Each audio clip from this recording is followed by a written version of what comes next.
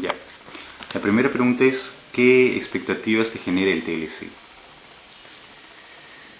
Creo que es una posibilidad en una serie de sectores, creo que plantea problemas en otros y de alguna manera refuerza una situación negativa en el país. En primer lugar, creo que hay la posibilidad de un mercado muy amplio que puede permitir la expansión de una serie de sectores de exportación del país. El problema va por el lado de los sectores, nunca un TLC beneficia a todos. Y el problema agrario particularmente es grave. ¿Por qué? Porque tenemos campesinos que siguen produciendo en muchos casos con una tecnología que es la que encontró Francisco Pizarro cuando llegó acá, ¿no? La chaquitaquia que utiliza buena parte del campesinado en los Andes es ese arado de pie que emplean desde la época prehispánica. Y ya tenían problemas para competir con importaciones de alimentos. Ahora que se libera van a tener que competir con los productores agrarios de mayor productividad del mundo y encima con subsidios. Entonces el impacto va a ser muy duro y no veo que el gobierno peruano haya tomado, ni le veo intención de tomar providencias para encarar los cambios que se necesitan para contrarrestar estos elementos. Hay una cosa paradójica, por otra parte, y es que es el gobierno norteamericano y específicamente los demócratas los que terminan defendiendo los derechos de los trabajadores peruanos. Una cosa que ha bloqueado la aprobación del TLC ha sido la resistencia a incorporar una serie de derechos laborales, porque el capitalismo peruano es un capitalismo que apuesta a hacerse competitivo en base a la sobreexplotación de los trabajadores. En este mismo momento hay un proyecto de ley presentado por el ministro de Economía, Carranza, que propone un conjunto de cambios en las leyes laborales.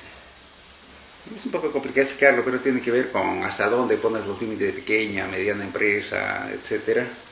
En concreto lo que significa es lanzar a un amplio sector de los trabajadores a una reducción de las vacaciones de 30 a 15 días,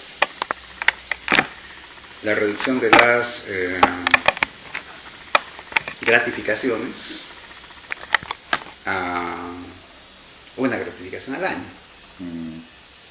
En otras palabras, sobre lo contraído que está el salario acá, Humberto Campodónico ha mostrado que del 2003 a la fecha la parte del salario sobre el Producto Bruto Interno ha bajado del 26 al 21%. Las utilidades han subido del 61 al 65%. Sobre eso se quiere contraer más. ¿Y por qué se ha detenido la discusión de eso? Es un secreto a voces que están esperando que se apruebe el TLC, para una vez aprobado el TLC sacar este debate. Entonces, creo que lo que se quiere, aparte de los beneficios obvios que tiene un tratado de libre comercio, es crear una especie de seguro jurídico que consagre un statu quo. Digamos, como sociólogo podría decirte que la participación del trabajo y del capital en la distribución del ingreso tiene que ver con correlaciones de fuerzas. El Estado y la ley consagran correlaciones de fuerzas en un determinado momento, y de alguna manera creo que el Tratado de Libre Comercio es visto también como una manera que tapone la posibilidad de cambios, que consagre legalmente un statu quo que es terriblemente desfavorable para los trabajadores. Y creo que mucho de la resistencia que viene desde el trabajo al TLC tiene que ver con este problema. En ese contexto, ¿qué consecuencias crees que traiga para el país? Me temo que va a concentrar aún más la propiedad.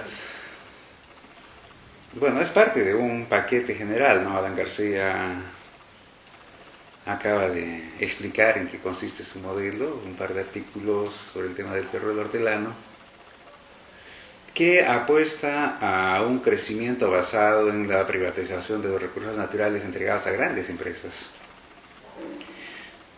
El problema, yo creo que el problema en el Perú se plantea que el gran problema es la pobreza. Yo diría que es la desigualdad. Es decir, hay países de África en que la pobreza es el problema fundamental.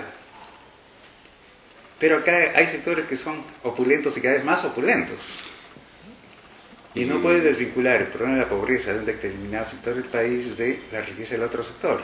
Quiero decir que hay un problema fundamental de redistribución de la riqueza. Creo que el TLC no va a ayudar, ni tiene por qué hacerlo, no es objetivo. Diría que el TLC, articulado, engranado a un diseño político que es el del gobierno del APRA en este momento, va a profundizar la desigualdad en el país y por tanto la inestabilidad política. A largo, bueno, a corto, mediano y largo plazo, ¿no? Bueno, las encuestas, acaba de salir encuestas, opiniones, incluso en los empresarios, que son el sector más favorecido, la credibilidad del Estado está pues por el 15%, 10%. Muchísimo. Este es un paradójico país, hay todo un discurso que se construyó desde los años 90 en que de lo que se trataba era de construir ciudadanía, Estado,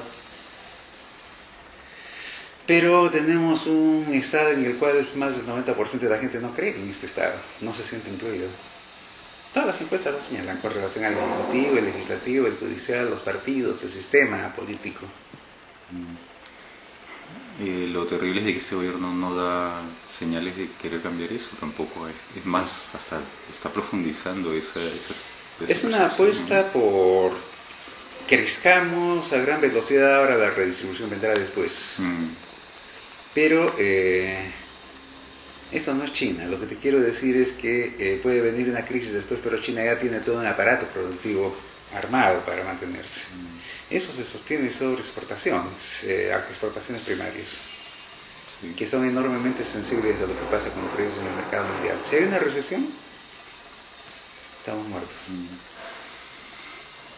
Ahora, Nelson, con respecto a la propiedad intelectual, ¿qué consecuencias crees que traiga este tratado?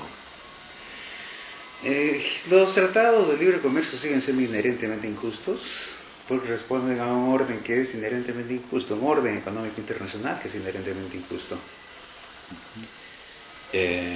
Un problema que ha sido señalado tiene que ver con lo de los medicamentos. Esto va a ser serio. Ciertas cosas pueden ser protegidas, pero aún no hay un reconocimiento en el mercado mundial de la propiedad intelectual sobre los conocimientos ancestrales.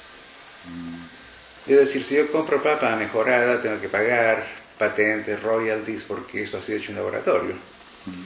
Mientras que el germoplasma peruano es asumido gratuitamente porque se asume que es un recurso natural, y eso es mentira.